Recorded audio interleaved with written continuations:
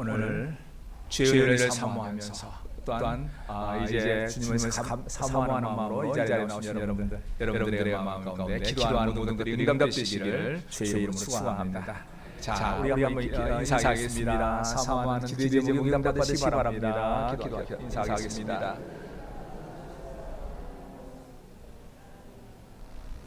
모쪼록 여러분들이 사모하고 기도하시는 모든 것들이 이 자리를 통해서 꼭 응답되는 귀한 역사가 있기를 다시 한번 주의 이름으로 축원합니다. 자, 우리가요 이 1년에 몇 번씩 작정 기도를 합니다. 그리고 이제 그때마다 이제 우리가 느끼는 것이 있죠. 실제적으로 우리가 신앙생활하면서요 나름대로 열심히 좀 신앙생활 해야겠다. 그리고 기도 작정 기도하면서 은혜 받기를 사모하고 막 열심히 기도합니다. 그러고 나서 뭔가 이렇게 좀 열심으로 또 은혜가 넘치는 모습으로 하려고 하고 나면요 꼭 따라오는 것이죠. 무엇입니까? 시험거리가 따라옵니다. 은혜를 깨트릴 만한 일들이 참 꼭 나와요. 이상하게 멀쩡한 사람이 나를 막 내 마음을 빼앗고 또한 그렇게 분위기 좋던 우리 구역이 우리 교회가 갑자기 막 술렁거리기도 하고 이런 문제들이 나옵니다. 그러다 보니까 어느 경우에는 성도들이 이렇게 시험에 들기도 하고 또한 그것 때문에 어떤 넘어지는 그런 성도들도 나오기도 합니다.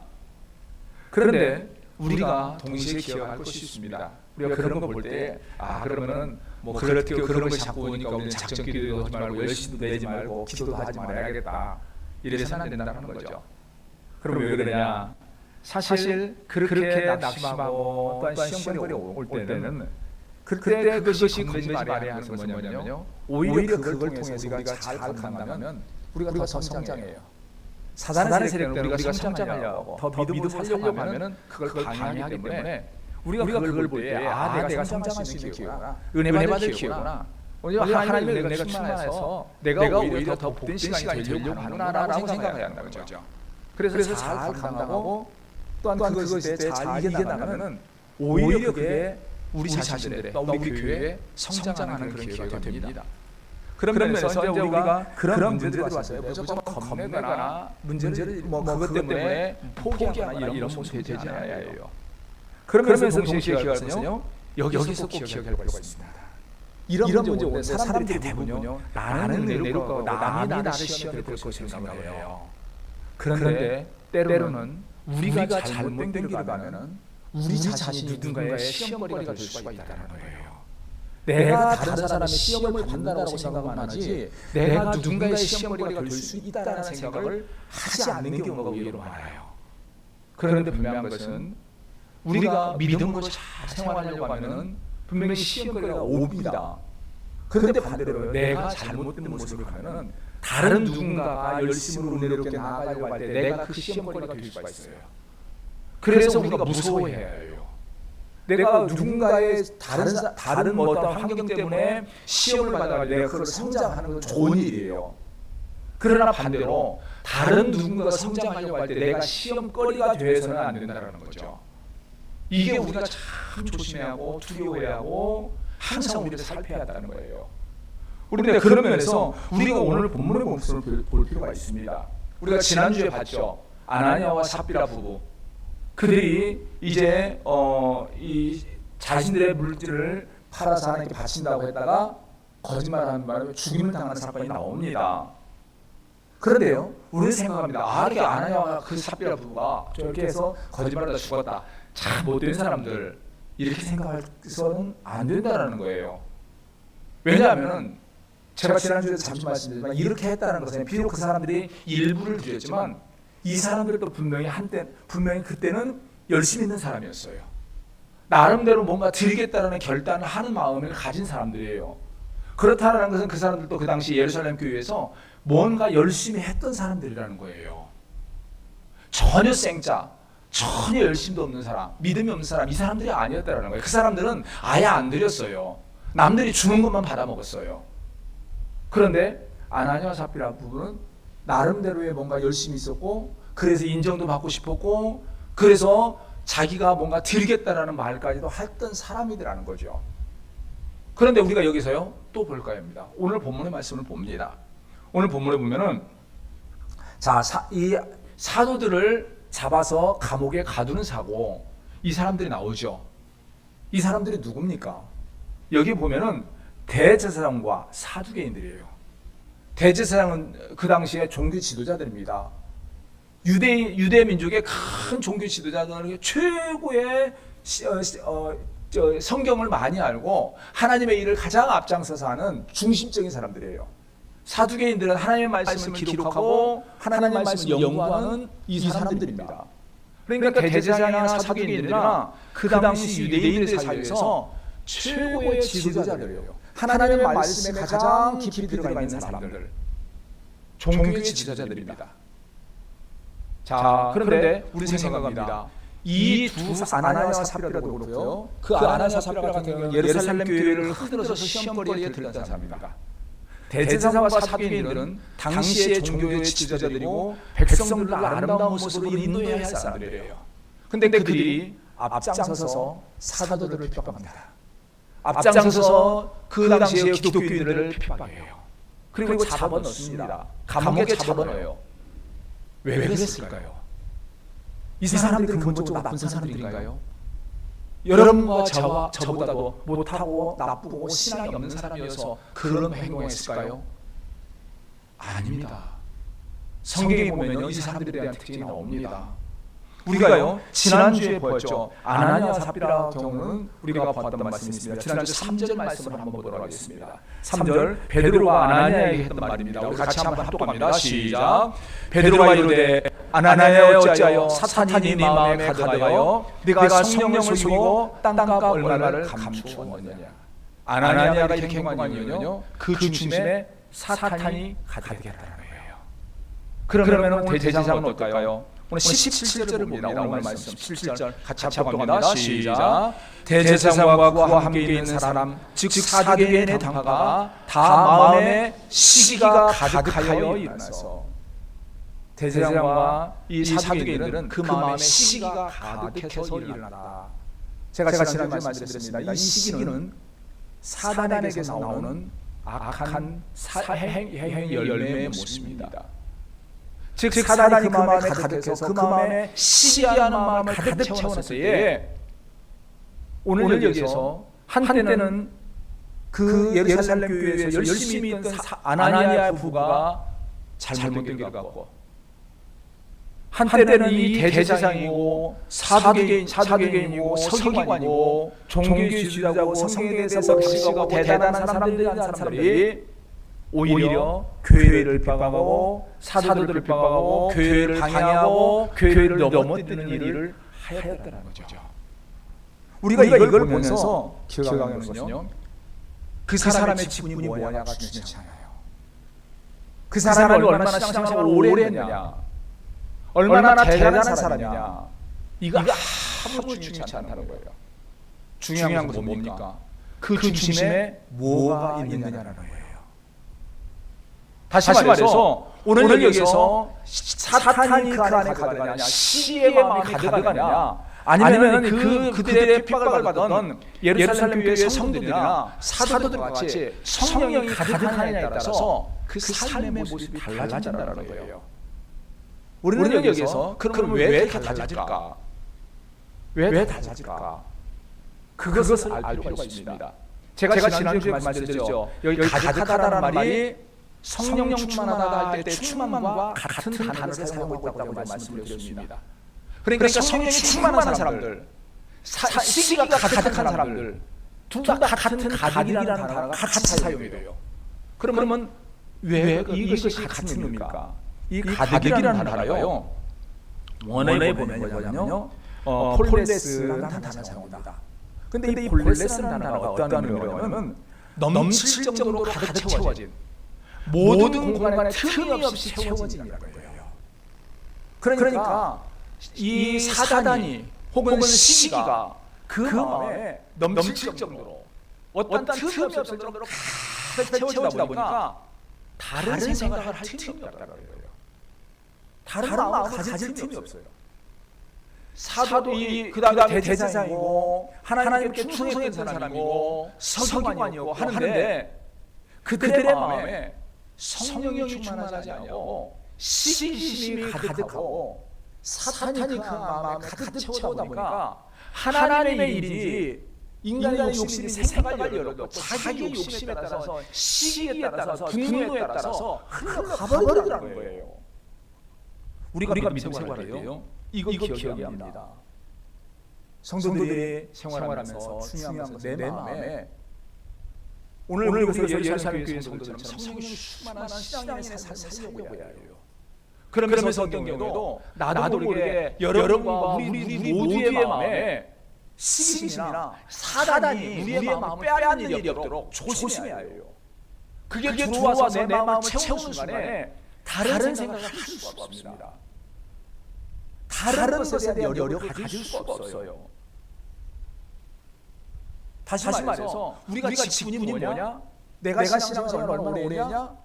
성경적인 지식이 얼마나 대단하냐? 그거 하나의 의미가 없어져요. 마음에 우리 마음에 여러분과 제 마음에 만일 시기가 가득하다, 미움과 분노가 가득해 있다, 그 순간에 은혜도 소멸합니다. 말씀도 소멸합니다. 직분도 소멸합니다. 사명도 다 소멸해버려요.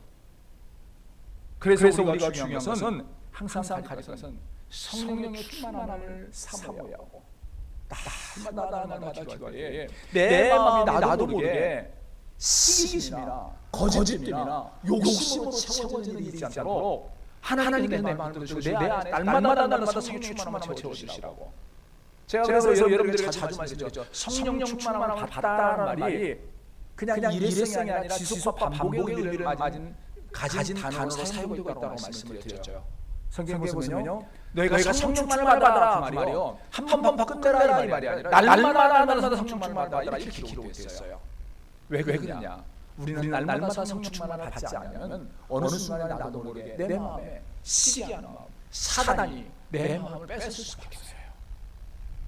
그런 면에서 우리는 한번 봅니다. 오늘 본문을 통해서 이제 이렇게 시기심이 가득한 결과 나타난 문제들이 무엇일까?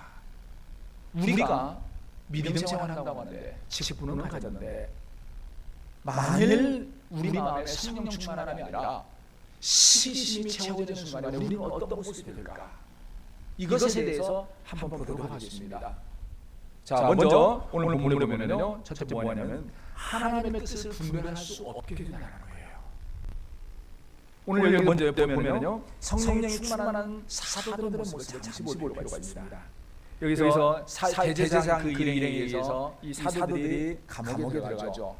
그런데 감옥에 들어가는데 하나님께서는요, 놀라운 능력으로 밤늦은 시간에 그들을 감옥에서 끄집어냅니다. 그래서 나오게 되는데 그러면서 당부하는 것이죠. 오늘 여기서 보면은 19절 20절입니다. 19절 20절 우리 같이 한번 읽겠습니다. 시작. 주의 사자가 밤에 문을 열고 끌어내어 이르되 가서 성전에 서서 이 생명의 말씀을 다 백성에게 말하라. 그리고 자, 그다음 21절까지 볼까요? 그들이 듣고 새벽에 성전에 들어가서 가르치니 여기까지 봅니다. 여기까지입니다. 그러니까요, 지금 이제 하나님의 사자가 그들을 감옥에 끄집어냅니다. 그리고 그들이 말합니다. 가서 성전에 가서 이 생명의 말씀 백성에 가르치라. 즉 그리고 나서 사도들이 그걸 새벽에 가서 가르쳤어요. 이 말이 뭐냐면 사도들은 지금 그들이 하나님께서 자신을 감옥에서 끌어내고 그렇게 끌어내는 목적과 하나님의 뜻이 어디에 있는가 알았어요. 그 뜻이라는 것은 바로 자신들이 사도로서의 직분을 감당하고 사도로서 백성들에게 예수 그리스도에 대한 복음을 전하라는 것이라는 것을 그 뜻을 알았던 결과 그들은 즉시 그 밤에 풀려놓고 그 다음 새벽에 성전에 가서 힘써 하나님의 말씀을 가르치는 것입니다. 다시 말해서 성령이 충만한 그들은 하나님께서 끄집어낸 이유를 알았다는 거예요. 그냥 나가라가 아니라 하나님의 일을 감당하고 말씀을 전하고 백성들을 위해서 말씀으로 양육하라는 것을 알고 그들은 그 말씀에 순종하라는 거죠. 이게 성령 충만한 사람들의 모습이에요. 그런데 그에 반해서요, 오늘 본문에 봅니다. 여기서 이 보면은 오늘 여기서 이 제사장 사도인들의 모습은 어떤가요? 우리 21절을 한번 보겠습니다. 21절 같이 한번 읽겠습니다. 시작. 그들이 듣고 새벽에 성전에 들어가서 가르치더니 대제사장과 그와 함께 있는 사람들이 와서 공유와 이스라엘 족속의 원로들을 다 모으고 사람들을 오게 보내어 사도들을 잡아오라 하니. 여기 보면요 두 가지가 나옵니다. 참 놀라운 건요, 사도들은 하나님의 뜻을 알고 가르치라고 새벽부터 가서 가르칩니다. 그런데 새벽부터 이 대제사장과 사도들이 일어나서 무엇을 합니까?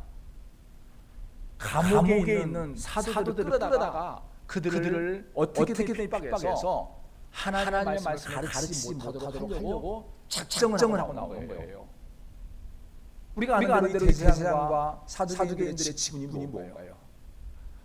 대제사장은 하나님께 제사하는 예배하는 사람들이에요. 백성들에게 하나님의 말씀을 가르치는 사람들입니다. 사두개인도 하나님의 말씀을 연구하고 그걸 통해서 백성들에게 하나님의 뜻이 무엇인가를 밝히 가르치는 직분을 가진 사람들이 사두개인이에요.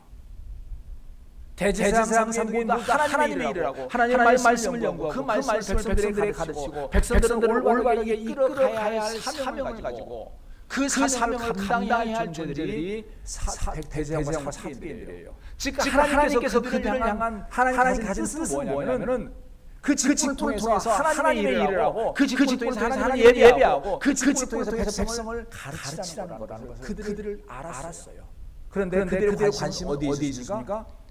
자기의 권리는 되는 사도들을 잡아뜯는 것만 관심이었어요. 즉 그들은 직분은 대제사장이지만 하나님의 뜻을 알지 못하더라고요. 우리가 믿음 그 생각, 그럼 그들의 차이가 뭔가요?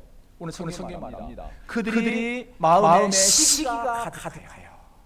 그 마음에 시기가 가득한 결과 직분은 대제사장이고 사도인데 하나님의 뜻에 관심이 없어요.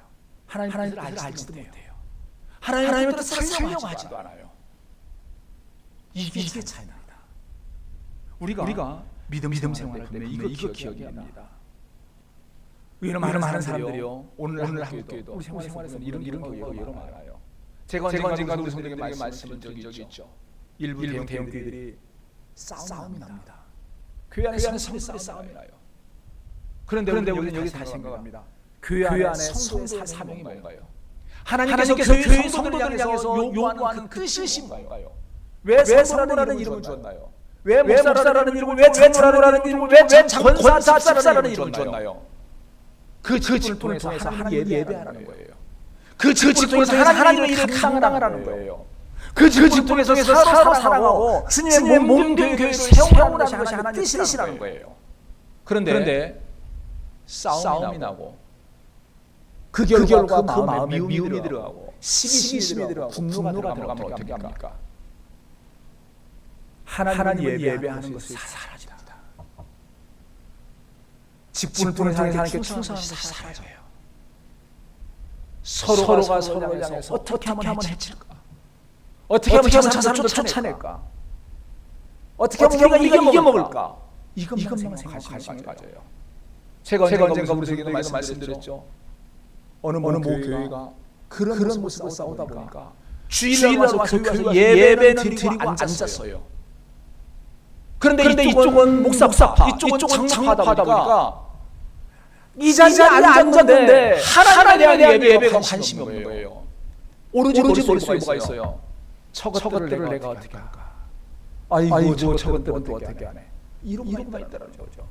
그게 하나님의 뜻이 아닌데도 그들의 마음에 시기가 가득하니까 사탄이 가득하니까 하나님을 예배하는 것이 관심이 없고 하나님의 뜻이 무엇인가에 관심이 없다는 거예요. 우리는 그런 면에서요. 오늘 본문에서 봅니다. 성령 충만한 사람과 시기가 가득한 사람들의 모습을 다시 봅니다. 아까 보여드려요. 우리가 21절에 보면요, 그게 나옵니다. 사도들이 풀려났을 때에 그들은 언제부터 했냐면요. 이 보면은 뭡니다. 듣고 새벽에 성전에 들어가서 가르치더니 그래요. 자, 그러면 사도들이 가르쳤다라는 것은 누군가 가르침을 받는 성도들이 있다는 의미라는 거예요. 그러면 이 당시에 사도들이 가르친 사람은 누구냐? 그 당시에 성령 충만을 받은 예루살렘 교회 성도들이에요. 그러면 이렇게 보면은 성령 충만을 받은 예루살렘 교회 성도들이나 사도들은 그 새벽부터 나와서 하나님의 말씀을 배우고 가르치고 연구하고 하나님을 예배하는 것에 집중했어요. 열심히 했어요. 근데 대제사장과 사도들은 바로 그 시간에 뭘 합니까? 사도들을 잡아내요. 새벽부터 잡아내는 것만 생각해요. 우리가 이걸 보면서 알 것입니다. 그 마음에 뭐가 들었느냐는 아는 것 때문에요. 뭐 그 사람의 얼굴 보고 환상 보고 이게 아니에요. 그 사람이 무엇을 위해 열심을 하는 거 보면 알아요.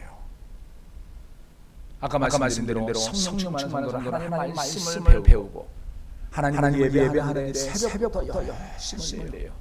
똑같은 시간 대단한 시간을 가졌지만 시기가 가득하니까 사도들을 해치고 주의 몸된 교회를 공격하고 그 교회를 무너뜨리고 예수의 이름으로 말씀을 전하는 것을 어떻게든 막는 것에다만 열심히 내고 있더라는 거죠. 우리가 분명히 알아야 합니다. 성도가 신앙생활하면서 열심히 해야 합니다. 그런데 열심히 하되요 아무거나 열심히 해서는 안 돼요.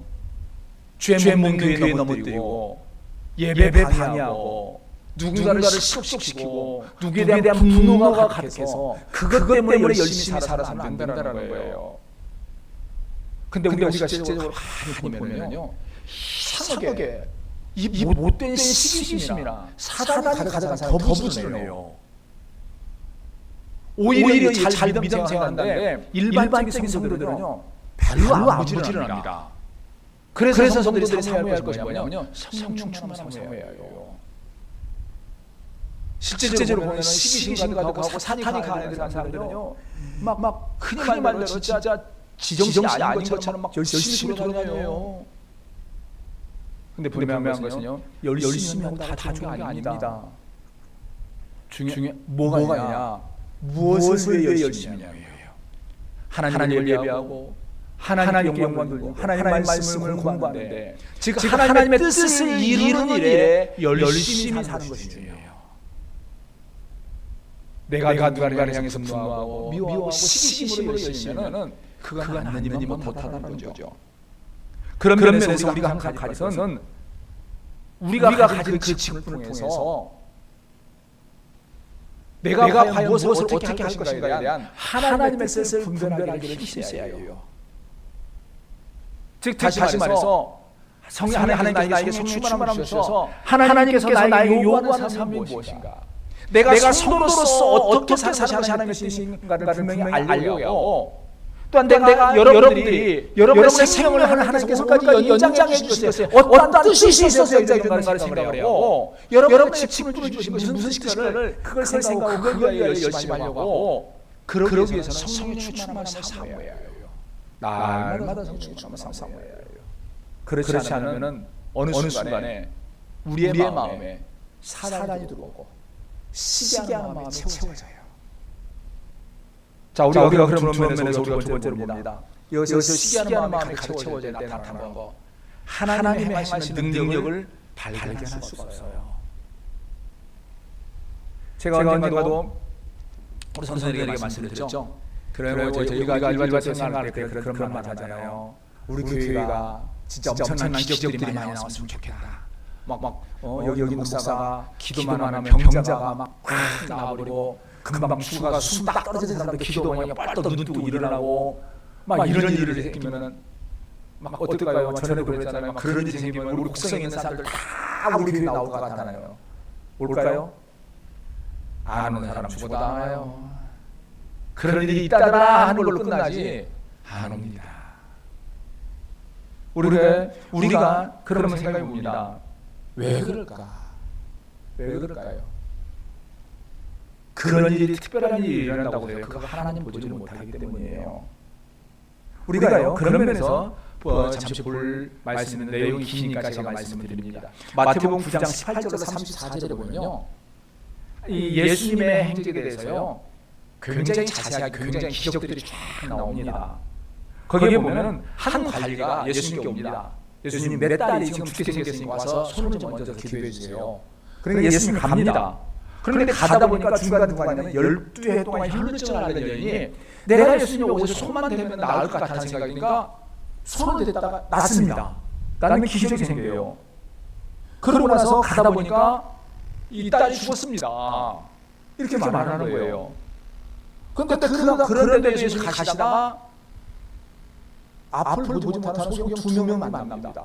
그들이 예수님에 의해서 치료되는 눈을 뜨는 사건이 나와요. 그러고 나서 예수님이 그 관리집에 가서 이 죽은 딸아이를 살리는 사건이 나옵니다. 그러니까 이 기적들이 많잖아요. 온 손만 대도 혈루증 나는 여인이 났고, 눈을 보지 못하던 사람이 보게 되고, 막 죽은 사람이 사는 이런 일들이 생깁니다. 그럼 이렇게 엄청난 일이 연속으로 일어났으면은 당연하게 뭐가 합니까? 아, 예수님이 하나님의 아들이구나, 하나님이시구나, 이렇게 와야 하는데 기가 막힌 내용이 나와요. 그리고 나서 그걸 보았던 바리새인들이 한 말이 있습니다. 마태복음 9장 34절입니다. 한번 찾아보십시오. 마태복음 9장 34절.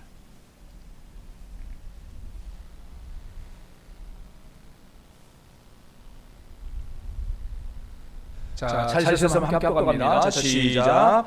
바리새인들은 이르되 그가 귀신의 왕을 의지하여 귀신을 쫓아낸다 하더라.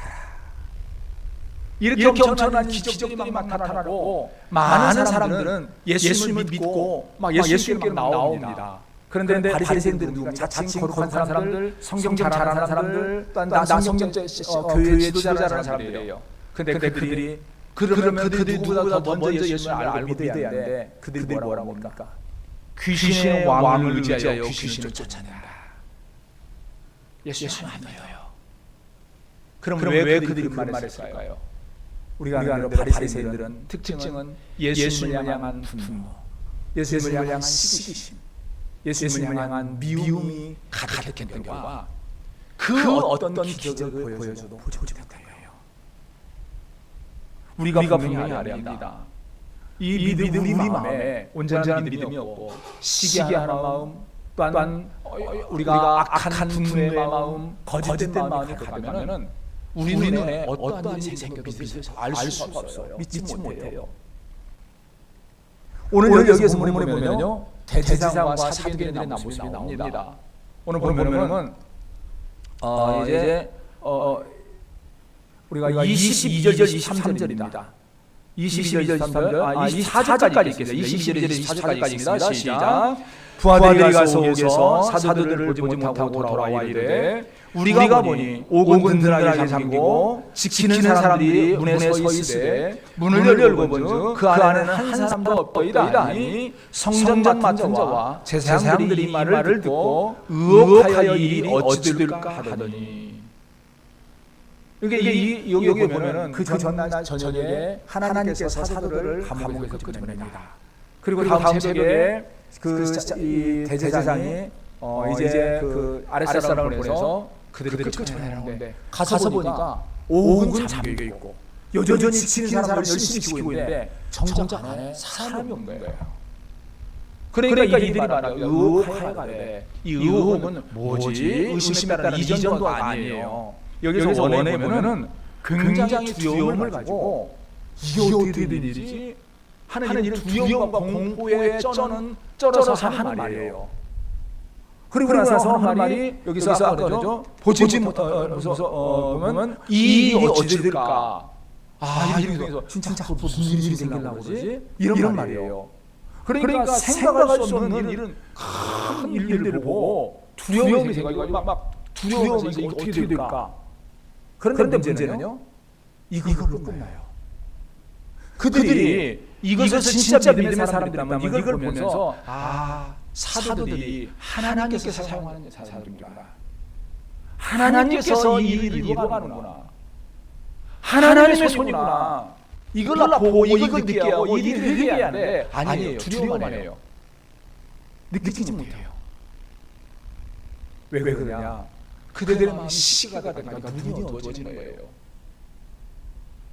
우리가 삶 가운데 이 모습은 많이 있습니다. 오늘날 우리 생활에서 어떤 사람들은 그럽니다. 오늘날은 시대적으로 하나님께서 기적을 안 주신다. 하나님 놀라운 능력이 없다. 물론 우리가 처음 교회가 들어오고 처음 신앙생활하면요, 그 특별한 능력들이, 특별한 신비한 일들이 더 많이 나오는 사실이에요. 그렇다고 해서 현대 우리가 안 일어나냐? 아닙니다. 많이 일어나요. 문제는 누지 어디서 보지 못할 거예요. 보는데 하나님의 능력으로 보지 못하고 이상하네, 재수가 좋았네, 우연이네, 이러고 넘어가요. 귀가 닫히고 눈이 닫히니까 이상한 소리로만 넘어가지 하나님의 손길을 보지 못한다는 거예요. 그 마음에 잘못된 사람은요, 설령 예수님이 오셔서 죽은 자를 살려도 저 사람 안 죽었어. 예수님이 죽은 사흘 만에 살아나니까 사람들이 뭐라고 했습니까? 안 죽고 그냥 기절했다가 감옥에 들어가 차가운 데 있으니까 그냥 깨어나서 일어났다, 이렇게 말하는 사람들이에요. 이게 믿지 못하는 사람들이에요. 예수님이 와서 이 자리에서 말씀을 전한다면 그 마음이 닫히고 어두운 사람들은 믿을까요? 안 믿습니다. 말은 좋네요. 중요한 것은 마음에 무엇이 가득하냐. 시기가 가득하고 사단이 가득하면요, 아무리 대단한 하나님의 놀라운 능력의 역사가 있더라도 그걸 보지 못한다는 거죠. 우리가 성령이 가득하고 은혜가 가득하면 여러분의 삶 가운데 역사하시는 하나님의 손길을 볼 수 있어요. 가장 대표적인 것이 뭔가요? 우리가 오늘 이 자리에 와서 하나님을 예배할 수 있는 거, 말씀을 통해서 하나님의 놀라운 능력을 경험할 수 있는 거, 하나님의 살아계신 날마다 느끼며 살아가는 거, 이것이 우리가 성령의 충만할 때예요. 우리가 그래서 실질적으로 가만히 보면요, 성령의 충만한 성도들은 공통점이 있습니다. 날마다 하나님의 은혜입니다. 너무너무 감사합니다. 내가 어떻게 이렇게까지 왔는지 모르겠습니다. 이 말들이 많아요. 그런데 그 마음에 시기가 욕심 가득한 사람은요, 뭐 합니까? 돈. 어떻게 하면 나보고 안 주나? 교회가 나한테 뭐 안 주나? 오로지 교회예요. 내 생각이 거기에 꽂혀 있으니까요. 하나님께서 날마다 나의 은혜를 부어주셔서 내가 같이나 한주 은혜 가운데 잘 살아서 오늘 주님 앞에 나와서 은혜 받고 하나님께 영광 돌리며 주님 주신 은혜를 누리며 평강 누릴 수 있는 시간을 누리는데도 불구하고 이걸 통해서 하나님 주신 은혜의 손길을 보지 못하고 다른 것 봐요. 왜 그럴까요? 그 마음에 잘못된 것이 채워졌어서. 우리가 중요한 것은 우리 마음에 성령의 충만함 채워졌을 때에 하나님의 역사하시는 손들을 날마다 보게 됩니다. 저는 그런 면에서 우리 성도님들이 날마다 여러분 살면서 여러분을 도우시고 인도하시고 항상 채워주시는 하나님의 놀라운 손길을 보시고 느끼시며 고백하는 여러분들이 되시기를 주의 축원합니다. 그러면서 동시에 여기 봅니다. 이렇게 시심이 가득하면요, 하나님 직분을 감당하지 못합니다. 오늘 여기에서 봅니다. 오늘 이 사도들의 모습을 생각할 수 있죠. 지금 여기 나오는 이 사도들이 불과 몇 달 전에 어떤 모습이었는지 알고 있죠. 예수님이 죽으시는 현장에 있던 이 사도들입니다. 예수님의 현장에 있다가 두려워서 예수님을 버리고 도망간 사람들이에요. 계집종 앞에서 예수 모른다고 부인했던 사람이에요. 예수님의 부활의 소식을 들으면서도 두려워서 집에 문을 잠그고 나오지 못하는 사람들이 이 사람들이에요.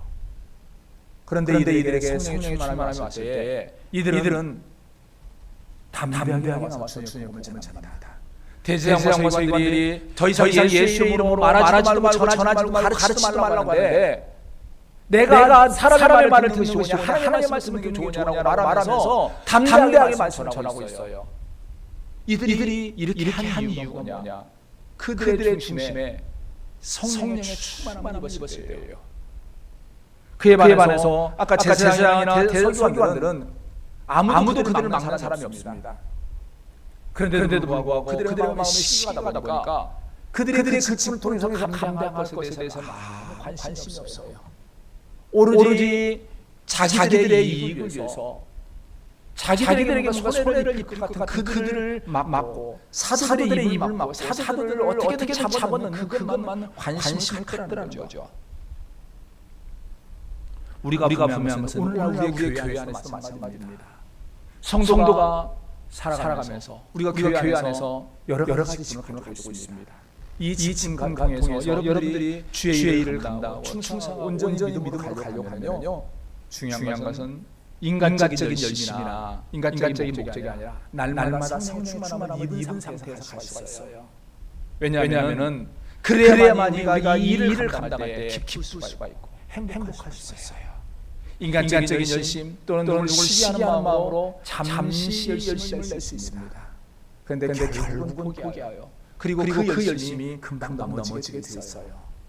그런 면에서 우리가 모쪼록 믿음의 성도로서 하나님께 받은 여러 가지 직분들을 잘 감당하려고 하면 인간적으로 내가 열심히 해야겠다, 내가 뭔가 잘해서 대단해야겠다, 이게 아니라 하나님 주신 성령의 충만함을 통해서 이 직분을 감당해야 한다. 그렇게 될 때에 하나님께서는 그 사람에게 놀라운 복을 주세요. 첫째는 직분을 감당할 때에 행복한 은혜를 주세요. 그리고 그 직분을 그렇게 감당할 때 하나님 더 많은 복을 주시고 더 충성할 수 있는 여건과 능력을 허락해 주세요. 인간적인 욕심, 인간적인 시기로 하면 결국 넘어지고 아무런 은혜가 없게 됩니다. 그런 면에서 저는 우리 성도들에게 꼭 당부합니다. 여러분의 삶에서 여러분의 중심에 성령이 충만한 성도들이 되시기 바랍니다. 그래서 성령이 충만함으로 말미암아 날마다 역사하시는 하나님의 손길을 느끼시고 또한 그 성령 충만함으로 여러분에게 맡기신 사명들을 잘 감당함으로 말미암아 하나님이 기뻐하고 하나님께서 복을 줄 만한 아름다운 우리의 삶 모든 성도님들이 되시고 그 삶이 되시기를 주의 이름으로 축원합니다. 같이 기도하겠습니다. 만군의 여호와 하나님 아버지, 귀하신 은혜를 진실로 감사합니다. 연약하고 저희들을 사랑하여 주셔서 오늘까지 인도해 주시고 주의 백성으로 살아갈 수 있도록 복을 주신 것 감사합니다. 하나님 아버지 강구하고 원하는 것은 우리가 이 땅의 삶에서 참으로 날마다 성령의 충만함을 받아 주의 귀한 사명을 감당하게 하시고 하나님의 뜻을 분별하여 하나님의 뜻대로 살아가는 데 부족한 아름다운 성도들이 되게 하시고 어떠한 경우에 우리가 시기하는 마음이나 또한 사단의 생각들이 우리 마음을 가르치는 그런 일이 있지 않게 주시옵소서. 오늘도 주의 은혜를 사모하는 모든 성도들의 신령 가운데 은혜의 담대하여 주시기를 바라며 예수 그리스도의 이름 받들어 기도합니다. 아멘.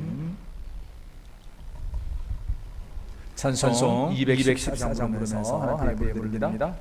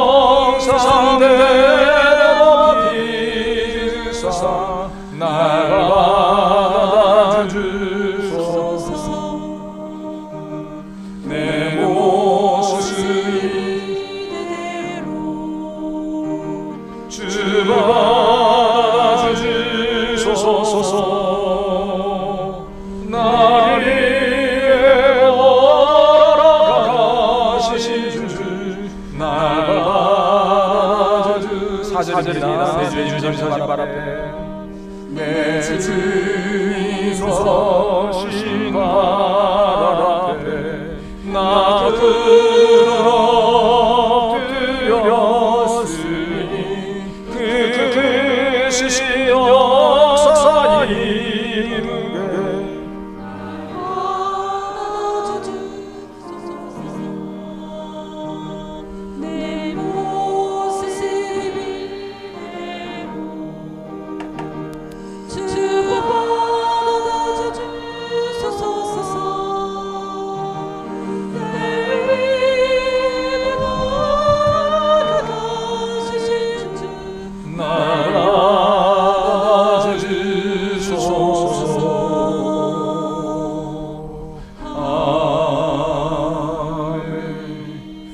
하나님들이 위하여 기도하겠습니다. 만군의 여호와 하나님 아버지, 귀하신 은혜를 실로 감사합니다. 부족한 저희들을 지난 주 동안 붙들어주시고 능력 있는 팔로 책임주셔서 귀하고 복된 날 주에 나와서 힘써 예배하고 또한 지난 주 동안 주님께 주신 은혜에 감사하여 정성을 다하여 귀한 예물을 준비하여 드릴 수 있게 하신 것 감사합니다. 하나님 아버지, 오늘도 주님이 사랑하는 우리 귀한 성도들 받은 바 은혜에 감사하고 또한 주신 은혜를 통하여서 힘써 주 앞에 귀한 예물을 드리고 있사오니 주 앞에 드리는 이 귀한 손길들 받으시고 이 신앙의 고백하고 감사의 고백을 받아주시옵소서. 그리하여 감사하며 참으로 주 앞에 드리는 이 귀한 손길은 더 큰 감사가 되게 하시고 은혜가 충만하며 넘치는 삶이 될 수 있도록 하여 주시고 또한 기도하며 염려하며 근심하는 성도들은 그 기도의 제목들을 남겨주어 이루어지는 귀한 역사가 있게 하여 주시옵소서. 또한 강구가 없는 우리 성도들 주 앞에 귀한 예물을 드리며 또한 강구할 때에 그 손길이 날마다 풍족하게 하시고 어떤 경우에도 그 손길이 연약하거나 부족하지 않도록 하여 주시옵소서. 또한 강구가 없는 것은 오늘도 이 예배를 위하여 여러 가지로 수고하는 많은 손길들이 있습니다. 이름 없이 빛없이 수고하는 그 손길들마다 은혜의 담비를 하시고 그 수고와 헌신을 통하여 하나님의 은혜가 차고 넘치며 또한 주 앞에 드리는 그 수고를 통하여서 참으로 주의 문교회가 더 성장해갈 수 있도록 허락하여 주시옵소서. 오늘도 이렇게 귀한 것 주 앞에 또한 드렸다 싸우니 이 귀한 예물이 쓰여지는 곳에 하나님의 나라가 확장되고 놀라운 은혜의 역사가 있게 하여 주시옵기를 원하옵고 예수 그리스도의 이름 받들어 기도합니다. 아멘.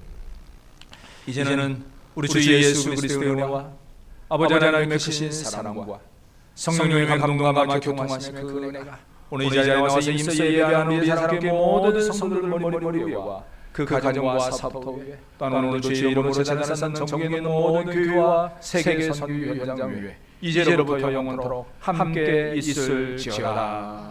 아멘.